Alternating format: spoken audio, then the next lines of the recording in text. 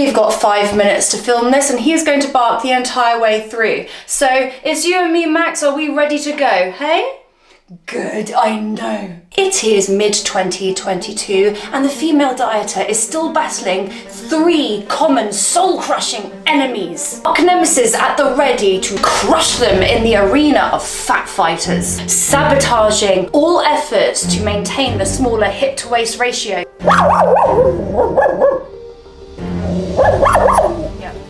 These bastards of the battlefields are eggs, time, and carbohydrates. Hello, my name is Sifi. I'm a personal trainer and nutrition coach, and I work with women who have been yo-yo dieting for years to lose weight, gain muscle, and stop emotionally eating. This video is sponsored by me and my signature coaching program, Macros and Mindset Mentorship, where I coach my clients on nutrition, exercise, emotional resilience, and actually align our behaviors with our goals to get the bodies we want. And today we're doing a really simple video. I was having a conversation with my friend who said to me that she had no time to eat and also was very, very sick of eggs. Both things I don't understand. I find eating probably the most important thing I can possibly do and the most enjoyable thing I can do with my day.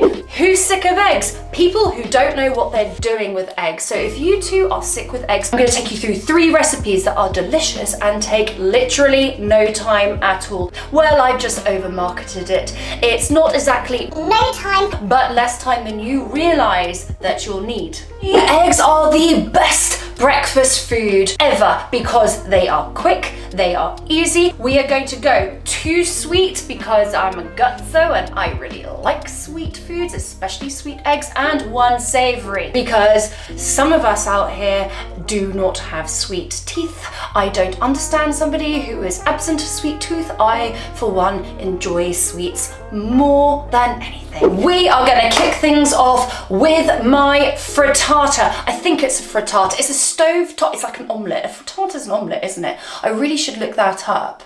It's a stovetop. It's an omelette. Let's go through and make an omelette. Each of these recipes are going to be very easy to manipulate by adding more or less of whatever ingredient I'm using so it can fit your own calories and macros.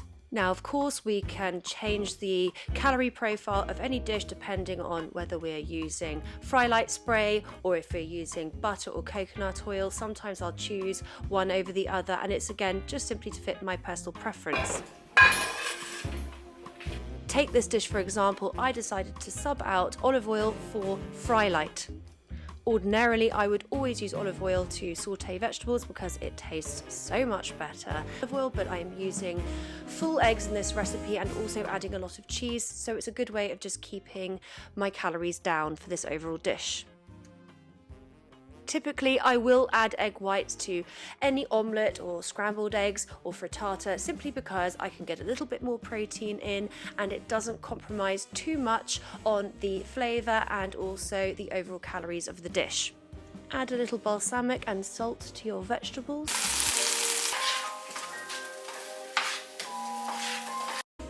Then pour over your egg mixture and make sure that all the vegetables are evenly distributed. Cover with a lid and allow to simmer through for 3 to 5 minutes. I enjoy feta more than life itself. I find it brings a really salty, tangy, robust flavour to any egg dish. I have found that using this reduced fat version from Waitrose makes little to no difference to the flavour or texture of the dish, and it also keeps your calories down a little bit. I usually stick the lid on again for another couple of minutes just to get the cheese to soften up a little before folding it up into an omelette. I find aesthetics in cooking exceptionally important, and I do pride myself on plating up beautifully. Therefore, naturally, without a doubt, every single time I decide to do a cooking video that I ruin my presentation halfway through and present you with a plate full of slop to look at. I can assure you that it is very delicious, if not beautifully presented. This next recipe is my go-to summer recipe. In fact, if I want it to feel like summer in the middle of winter, I will make this as well. It is beautiful. It is typically light and fluffy and airy, but of course, because I'm filming it for the camera and for you guys, it turned out flat as a pancake. A literal pancake, and not in fact like an omelette at all. But you get the point. Let's go. It's no surprise that the first ingredient of this egg recipe is in fact eggs, and this time I am using 2 eggs as well as a generous portion of egg whites. I shall be sure to put in the description box the exact measurements that I use for these recipes, including the calories and macros, and you can adjust your own from there.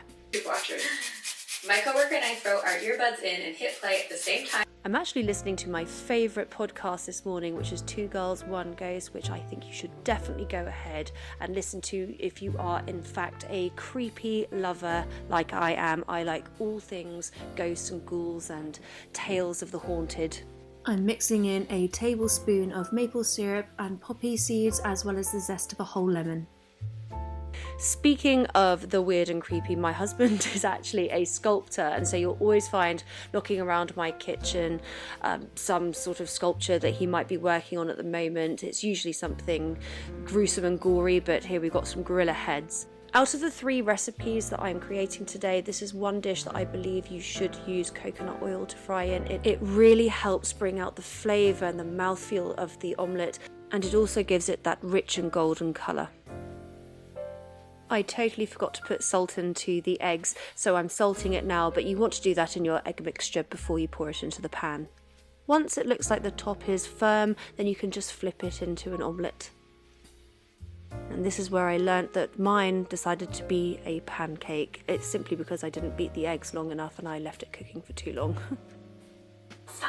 Oh! It's at this point where I got the hump because I forgot to press record when I was putting on the maple syrup and the blueberries and the lemon zest, and I realised just how horrible it looked. And now for the last recipe. This is my go-to. I put this in my members area all the time, and my clients go to this recipe time and time again. French toast. Who doesn't like French toast? Or in England, I think we just call it eggy bread. But I make this recipe using pretty much anything, really. I will use fruity bread. My son loves that. I also love to make it with sourdough crumpets, which is also in my members area, but today we're going to make it with a cinnamon fruity bagel, because why the hell wouldn't we?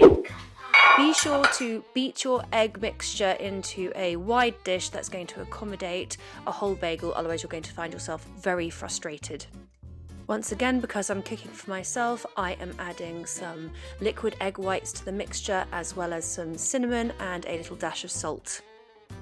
Once you've beaten your egg mixture thoroughly, making sure that all the cinnamon has dissolved, cut your cinnamon bagel bun in half. Like I'm a kid who always interrupts when you're talking, and I'm the loneliest kid. I've got that on video. As I am in fact preparing this particular bagel for my son and making him homemade French toast with maple syrup and banana, he decides to come in and tell me how dreadful his life is. As I am sure you are aware, if you are also a mother, I was feeling particularly harassed and under the cosh this morning, and I forgot to poke holes in my bagel with my fork.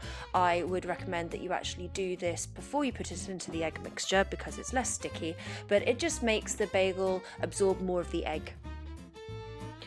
I'm using Fry Light this morning, but ordinarily I would use butter. It makes it much more crispy and delicious. Once you have put the bagels into the frying pan, then you just want to fill up the holes using the remainder of the cake batter. Anything that's left will just save to when the bagels are nearly finished.